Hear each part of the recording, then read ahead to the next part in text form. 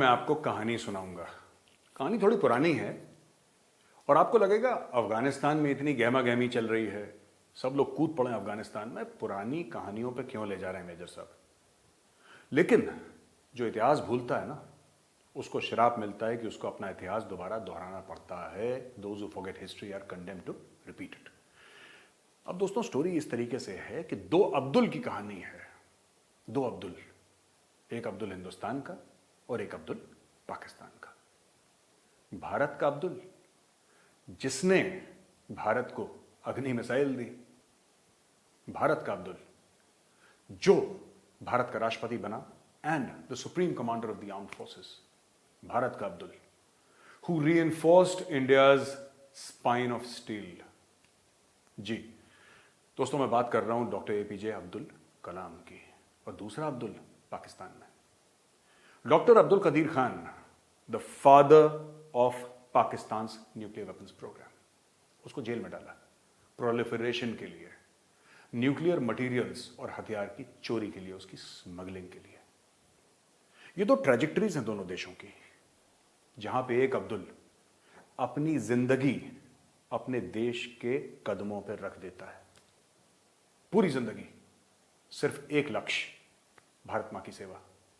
और दूसरा अब्दुल पाकिस्तान वाला चोरी करता है, स्मगलिंग करता है, जेल जाता है।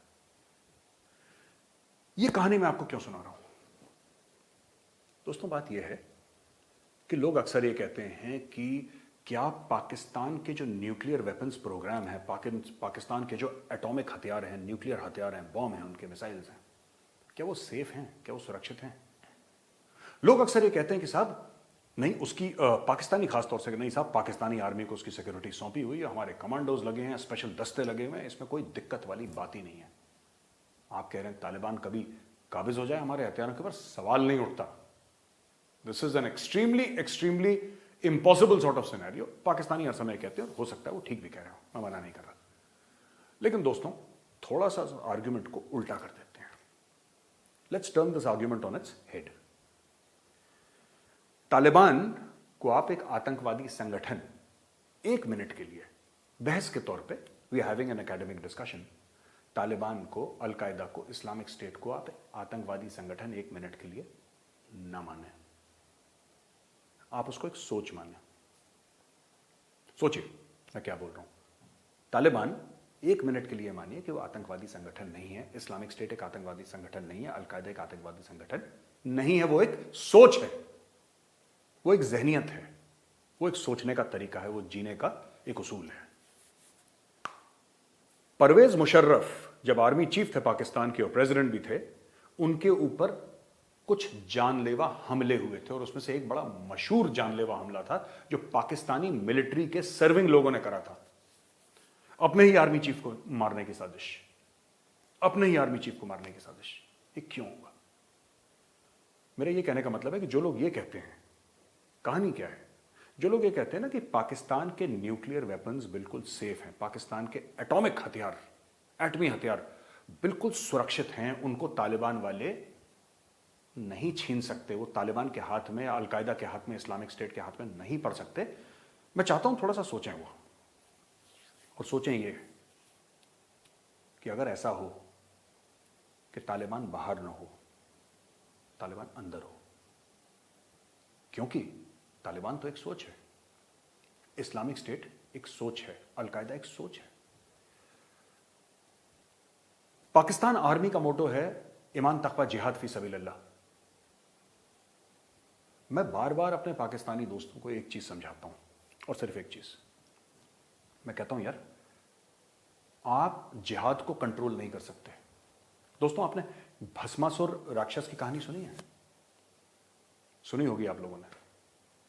भस्मासुर राक्षस को वरदान था महादेव का कि जिसके ऊपर हाथ रखेगा, जिसके सर पे, वो भस्म हो जाएगा। उसने खूब आराधना करी, खूब साधना करी, और उसके बाद उसको वरदान मिला। उसको जब वरदान मिला तो उसने वही करा जो भस्मासुर करना चाहता था, सबको भस्म करना शुरू कर दिया।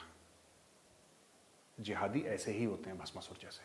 आप उनको कंट्रोल नहीं कर सकते, आप कोई भी हो। अगर पाकिस्तानी फौज को ये लगता है कि वो जिहादी कंट्रोल कर लेंगे, तो I am sorry, it's not going to happen. ये कभी नहीं हो सकता। जिहादी आज तक कोई कंट्रोल नहीं कर पाया।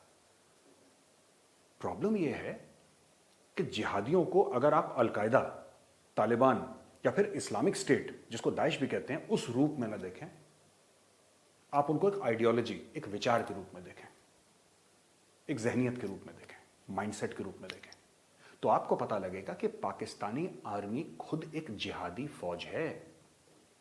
मैंने आपको बताया, उसका स्टेटेड एम है जिहाद। उसके मोटो में लिखा है ईमान तकवा जिहाद फी सबीलिल्लाह, अल्लाह के नाम पे जिहाद करना। जिहाद किसके खिलाफ? जिहाद काफिरों के खिलाफ।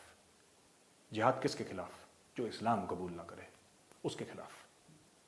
जिहाद अपनी जहनियत के खिलाफ नहीं, अपनी कमियों के खिलाफ नहीं, जो आपकी बात ना माने उसके ऊपर जिहाद। तो ये पाकिस्तानी आर्मी का एक स्टेटेड एम है दोस्तों। अब देखिए, अगर पाकिस्तानी फौज में जिहादी हैं, जो कि हम प्रूव कर चुके हैं कि हैं, क्योंकि उन्होंने अटैक करा था अपने ही आर्मी चीफ के ऊपर, और ये पाकिस्तानी आर्मी को जिहादी फौज किसने बनाया? जनरल ज़िया-उल-हक ने बनाया।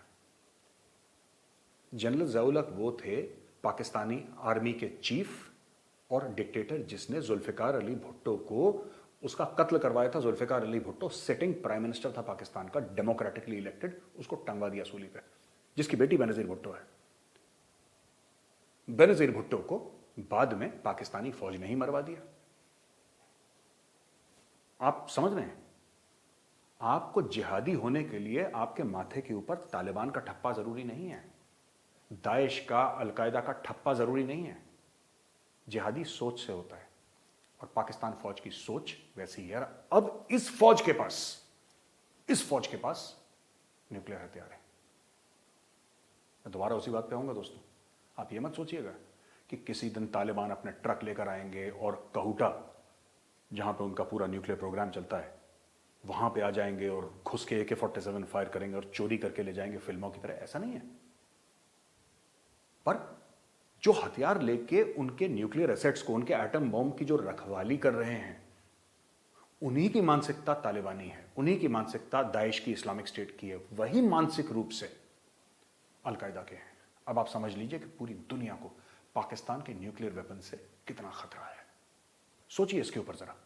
बाहर से आने वाले की जरूरत नहीं है, छेद अंदर हो रखा है, और इस बार पाकिस्तान में किले के दरवाजे अंदर से खुल रहे हैं। पाकिस्तान को शायद एहसास नहीं है इस चीज का, लेकिन ये बात सच है।